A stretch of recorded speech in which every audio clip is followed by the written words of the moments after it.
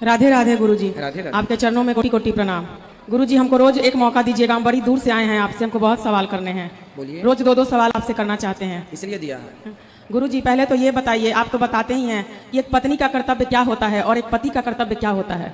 बताए तो हैं आज की कथा में। आप बताए हैं, लेकिन कोई आपकी कथा ही नहीं सुने। और पत्नी को सबसे पहले उठना चाहिए, बच्चों का, पति का, सबका ध्यान करना चाहिए। और हमारे बच्चों को सनातन के खिलाफ अगर उसके पिता ही भड़का रहे हैं तो कैसे हम अपने बच्चों को संभालें।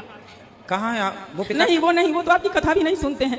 वो हमको लेके शादी के बाद ना कभी मैके आएंगे, ना ससुराल जाएंगे, ना हमारे साथ समाज में जाते हैं, ना अपने माता पिता को पूछते हैं। हम जिंदगी अकेले 11 साल दोनों बच्चे को पालने के लिए मैके में रहे। उसके बाद स्वयं हम जमशेदपुर दोनों बच्चों को डेरा खोज के स्वयं वहाँ आए।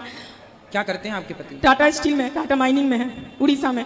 अच्छा, तो उनको कोई मतलब नहीं, ना हमसे मतलब, ना दोनों बच्चों से। और ऐसा नहीं है कि वो पीते हैं या खाते हैं या किसी और नारी से उनका कोई संबंध है। उनका नशा ऐसा है गुरुजी कि आज तक आप कथा में कभी नहीं बोले, क्योंकि आपको हो सके पता नहीं होगा। कौन सा नशा? उनका नशा 24 घंटा मोबाइल का है। 24 घंटा उनका बस चले तो लेट बात भी बिना मोबाइल के नहीं कर सकते हैं, और बिना खाए नहीं रह सकते हैं। उनको दुनिया से कोई मतलब नहीं। एक नौकरानी के जैसा हम उनके साथ जिंदगी काट रहे हैं गुरुजी। तो भी मेरे पे हाथ तक उठा दिए। बच्चों को डांटेंगे नहीं, पढ़ाएंगे नहीं। और अगर हम डांटेंगे कि बाबू इतना पैसा लग रहा है, पढ़ो, ये सब चीज नहीं खानी चाहिए, गुरुजी का कथा सुनो, नहीं डांटो, नहीं बोलो, उसके कारण बच्चों को बोलने के बजाय वो हमारे पे हाथ उठा दिए। और ऐसी बात है जो हम पूरे लोग के सामने आपसे नहीं बता सकते हैं। आपकी कथा है जो हमको आज तक जिंदा रखी है गुरुजी। हम उतनी दूर से हम अकेले ही आए हैं, स्टेशन पे छोड़ने तक नहीं आए, 1 रुपया तक हमको नहीं दिए। क्या एक पति का यही कर्तव्य है? और हमको दुनिया का ना कोई अच्छे कपड़े चाहिए, ना गहने चाहिए। हमको बस पूजा का सामान, और पूजा और भगवान ही हमारे लिए सब कुछ है। अगल बगल किसी से हमें कोई मतलब नहीं। तो आपके पति आपसे अच्छे से बात नहीं करते? नहीं, उनका कहना है कि हम तुमको दुदकारे, हम तुमको बोले, हम तुमको मारे, लेकिन तुम हमारे पैर पर हो, तुम हमारे अधीन हो। बहुत पुराने ख्याल के हैं। और जबकि हम MSc किए हुए हैं, NTT किए हुए हैं, और लेकिन हम ऐसी जगह में हैं। हम शादी से पहले जॉब भी करते थे, लेकिन अब वहाँ टाटा स्टील के सिवा और कोई कुछ है ही नहीं। हम वहाँ क्या करें गुरुजी? बच्चों की भी शिक्षा, हमारे बच्चों को वहाँ क्रिश्चियन का स्कूल है, आपको पता होगा। जो टाटा के सबसे जो रजत टाटा है वो क्रिश्चियन ही है। और हमारे बच्चों को यीशु कृष्ण के बारे में बताया जाता है, राम कृष्ण के खिलाफ भड़काया जाता है। और जब हम बोलते हैं कि नहीं, हम लोग बंदर के संतान नहीं, हम लोग तो ऋषि मुनि के संतान है, और ये चीज हमने भागवत जी में पढ़ी भी है। आपकी हर बात सत्य होती है, लेकिन नहीं, अगर वो कभी बैठेंगे भी तो बोलेंगे मम्मी का बात मत सुनो, वो हम लोग बंदर के ही संतान है, वो छोड़ो, जो साइंस कहता है वो सुनो। हम कैसे अपने बच्चों का भविष्य सुधारे? आखिर एक पत्नी पति के साथ कब तक रहती है? हमको कुछ ना करे, हमारे बच्चों को तो करे, उनका भी तो बच्चा है। फिर भी हमारी माँ कहती है तुम सुनो, करो, पति पे ही सब है। जब पति के रहते कोई पराया पुरुष, चाहे वो बिजली बनाने वाला हो, इन्वर्टर बनाने वाला हो, हम ही को सब देखना है। और उनसे नौकरानी की तरह पैसा भी मांगना है, उनको हिसाब भी देना है। इसलिए कि हम कमा नहीं सकते, हमारी मजबूरी, हमारे बच्चे हैं। हमारा दुख देख के हमारी बहन बहनोई बोला कि तुम यहाँ आओ, तुमको नौकरी मिलेगा। लेकिन क्या करे गुरुजी, हम अपने बच्चों को छोड़ के कैसे जाए? तो आप अपना भी कुछ काम शुरू कर लीजिए ना, जब आप जॉब पढ़े लिखे हैं तो आप। वहाँ कुछ नहीं हो सकता है गुरुजी, वो माइनिंग एरिया है और वहाँ सारे उड़िया लोग भरे हैं। वहाँ कुछ नहीं हो सकता है। हम जमशेदपुर में थे तो वहाँ कुछ कर सकते थे, लेकिन वहाँ से ये जब वहाँ क्वार्टर सब मिल गया तो दुनिया का ताना सुन सुन के कि नहीं, अकेली औरत कैसे रहेगी, कैसे रहेगी। आजकल तो दुनिया सिर्फ भोगना जानती है गुरुजी। लोग बोलते हैं कैसे इसी उम्र में तुम योगी हो गई, कैसे रह सकती है पति के बिना? हम कैसे जवाब दे? लोग को बताइए। क्या प्रहलाद बचपन में भक्ति नहीं किए थे? ध्रुव नहीं किए थे? लेकिन कोई इस बात को नहीं समझता है। हमारा पूरा ससुराल का परिवार ही वही है। हम इतना तक ये थे, ऐसी बात है जो हम सबके सामने नहीं बता सकते गुरुजी। बहुत आस लेके हम आए हैं, और हमारे जो गुरु हैं वो नहीं है। हम किनसे अपना बात कहें? मैके में भी कोई नहीं है, बस एक बूढ़ी माँ है, कोई नहीं है। ससुराल में किसी को किसी से कोई मतलब नहीं है। उनका दीन दुनिया सब कुछ मोबाइल, रहने का आज तक एक घर तक नहीं बनाए। बोलिए ऐसे पति को भी क्या नहीं त्यागना चाहिए? दिल से तो हम त्याग ही चुके हैं, बस समाज को दिखाने के लिए एक घर में रहते हैं। पति को समझाया जाए, यही विकल्प है। नहीं समझते हैं गुरुजी। अगर आप उनसे अच्छा से बात भी कभी करना चाहिएगा ना, तो आपके पास से उठ के चले जाएंगे। कभी भी बैठिएगा, बस अपना खैनी बनाने लगेंगे, वहां से उठ के चले जाएंगे। आप ही को गलत साबित कर देंगे। जबकि अगल बगल सारी दुनिया कहती है कि इनकी वाइफ कितनी अच्छी है, ऐसी वाइफ तो बड़े नसीब वालों को मिलती है। और आप तो उस व्यास गद्दी पे बैठे हैं, आप तो देख के ही अनुमान लगा सकते हैं कि हम कैसे हैं। हम आपको क्या बताएं? अपना आदमी को ये नहीं बताना चाहिए। ठीक है, आप तो अपनी जगह बिल्कुल सही हैं। एक अच्छी पत्नी का, एक अच्छी माँ का कर्तव्य आप पूरा कर रही हैं। अब उन्हें एक अच्छे पिता और एक अच्छे पति का कर्तव्य पूरा करना चाहिए। लेकिन हमारे बच्चे का तो भविष्य खराब हो रहा है ना गुरुजी। हम उतना पैसा भी वहाँ दे रहे हैं, अपनी खुशी भी त्याग रहे हैं, लेकिन हमारे बच्चे क्रिश्चियन स्कूल में पढ़ते हैं। इस पे भी हम उनसे बात किए, कहीं रह के पढ़ाते हैं, नहीं, उन्हें कोई मतलब नहीं है। क्रिश्चियन स्कूल में पढ़ते हैं तो वहाँ के जितने बच्चे वहाँ पढ़ने जाते हैं तो क्या सबको वो लोग वही पढ़ाते हैं? हाँ बिल्कुल।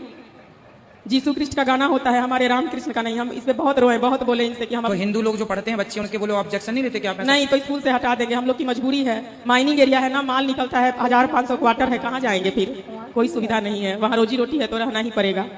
बड़ी ये करके हम आपसे मिलने के लिए उतना दूर से हम आए हैं। तो बच्चों को फिर आप अच्छी जगह पढ़ाइए जहाँ उनको अच्छे संस्कार आप दे पाएं। बच्चों के साथ तो खिलवाड़ नहीं कर सकते ना, सही है। तो ये तो कहीं भी जाएंगे तो लोग पूछते हैं पति कहाँ है आपके।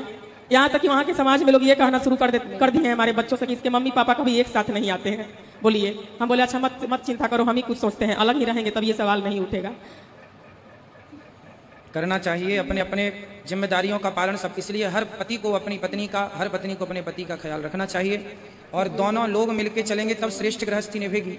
एक से नहीं, एक की समझदारी, इसलिए कहता हूँ कथा दोनों सुनना, दोनों को नहीं। वो तो हमें भी कथा नहीं सुनने देते, जब तक वो घर में रहते हैं हम धीरे धीरे मोबाइल पे आपकी कथा सुनते हैं। कहते हैं अनिरुद्धाचार्य जी पागल कर दिया है इसको।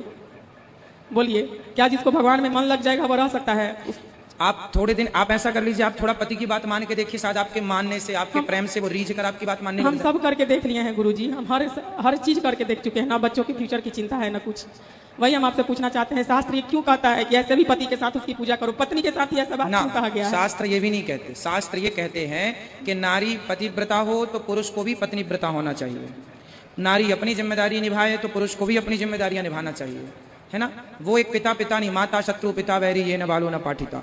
जो माँ बाप अपने बच्चों को गलत रास्ते पर ले जाएं, जो गलत संस्कार दें, वह माता पिता नहीं, वह दुश्मन है। ऐसा हम नहीं कह रहे। नीतियां माता शत्रु पिता वैरी ये न बालो न पाठिता, न शोभते सभा मध्य हंस मध्य वको यथा। तो शास्त्र तो ये कह रहे हैं, शास्त्र ये नहीं कहते कि तुम्हारा पति जूता मारे फिर भी उसके संग रहो। ये तो समाज कहता है कि भाई रहना पड़ेगा, बाकी शास्त्र ये भी नहीं कहता कि छोड़ दो।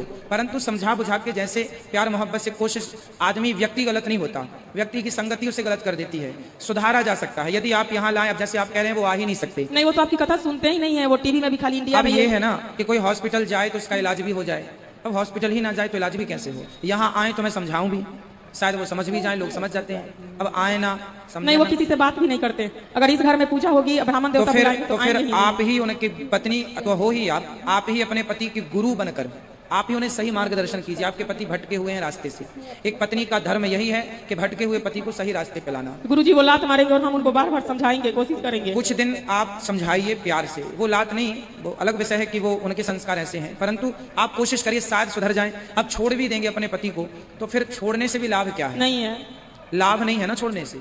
इसलिए उस व्यक्ति को समझाया जाए, समझा बुझाकर ठीक किया जाए, यही ऑप्शन है, यही उपाय है मेरे हिसाब से। आप लोग बताइए क्या उपाय है? क्या छोड़ देना समस्या का समाधान है? नहीं, पति को छोड़ देना समाधान नहीं है। बच्चे और अकेले पड़ जाएंगे, बहुत सारी जरूरतें होती हैं। गुरुजी एक पूजा करने के लिए, एक आहुति साथ में देने के लिए, मंदिर जाने के लिए हम तरसते हैं।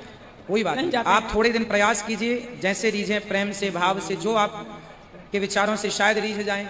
भगवान से प्रार्थना करो, हम भी प्रार्थना करें कि आपके पति को सद्बुद्धि आए और वो अपने बच्चों का ख्याल रखें, अपने पति धर्म को समझें। प्रार्थना ही कर सकते हैं। आप आशीर्वाद दीजिए गुरुजी। हमारा तो आशीर्वाद है। बिहारी जी आपकी हर बात सुन रहे हैं, वृंदावन में आप बोल रही हैं, बिहारी जी सुन रहे हैं और वो सुन लेंगे। मुझे विश्वास है कि ठाकुर जी आपकी हर भावना को, हर मनोकामना को पूरी करेंगे। गौरी गोपाल भगवान सुन ही रहे हैं, सब कुछ पूरा, जो आपकी इच्छा है, जो आप कह रहे हैं, जो आपका दर्द है, आपका दुख है, बिहारी जी